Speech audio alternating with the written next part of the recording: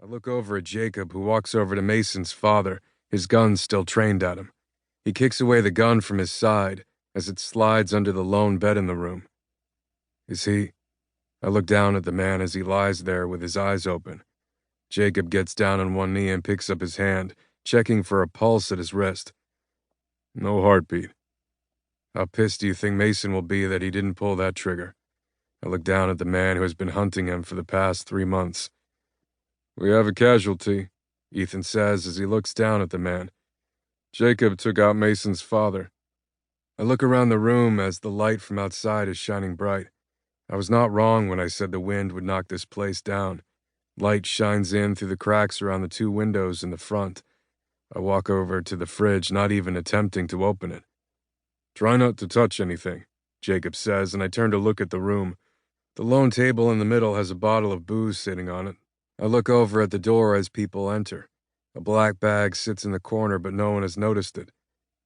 Are you okay? Ethan looks at me and I nod. Kill or be killed. I repeat what he used to say when he came back from the military. He doesn't really tell me many stories about that time, and to be honest, I'm not one to ask. If he wants to share things with me, he will. If he doesn't, then that's okay too. Did you see that? I motion with my chin toward the bag. He looks at the bag as we both walk over to it. Should you touch that? He asks as I squat, grabbing the bag. Well, too late now. I'm reaching to unzip it when something white catches my eye from the side. 2 people come in, making a commotion with the stretcher, and Ethan walks to them. Turning my head back around to the side, I stay here glued to the spot as my eyes take in what looks like a shoe right under the bed. Standing, I walk toward the rusty cast-iron bed. The lone mattress on there is covered with yellow stains. I squat down and tilt my head to peer under it, and the first thing I see is black hair. My heart speeds up even more than it did before. Everything around me is suddenly quiet, or at least that's how it seems to me. Everything except the beating of my heart can be heard as I push the bed a little, and then I see her long black hair. Oh my God. I move the bed to see the woman with her face turned away from me. Ethan! I shout over my shoulder at him and see him looking back at me. His eyebrows pressed together. I need to move the bed, I say frantically, getting up. Everyone looks over at me, wondering what the hell has gotten into me. I lift the bed and flip it over on its side, and the sound of everyone's gasps fills the room.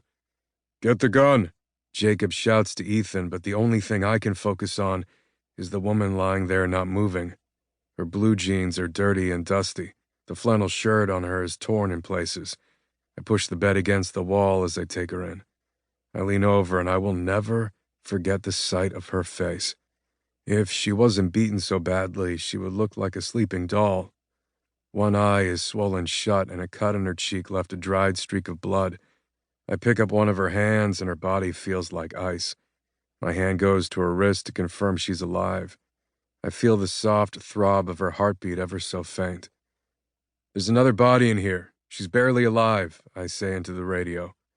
Looking over, I see they've already loaded Mason's father onto the stretcher and draped a white sheet over him. I slip one hand under her legs and another under her back, taking her in my arms. Her head bobs like a rag doll as I turn to walk out of the cabin with her. As I approach the ambulance, I feel wetness hit my arm from her head. Looking down, I see her black hair is matted with blood. Oh my God, I hear my father say from beside me. What the fuck? She was under the bed, I say, my breath contracting in my chest as I step up in the ambulance and look at my father. Get someone. The stretcher is inside, he says, and I see one of the EMTs running out. We need to transport the other guy, he says, huffing at me. The other guy's fucking dead, I shout at him. She has a chance, so either get your ass in that chair and drive, I motion with my head to the front, or someone else will. I will, Ethan says from behind him. You stay here and wait for the other bus.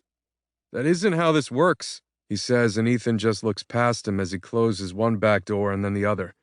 I hear the driver's door open and then close, and then the passenger door follows. Hurry up, I shout at them and then look down at the woman in my arms. Don't give up, I say softly. Don't you dare give up. I don't even want to know what happened to her. The thought's too much to bear as I hold her in my arms, knowing she could take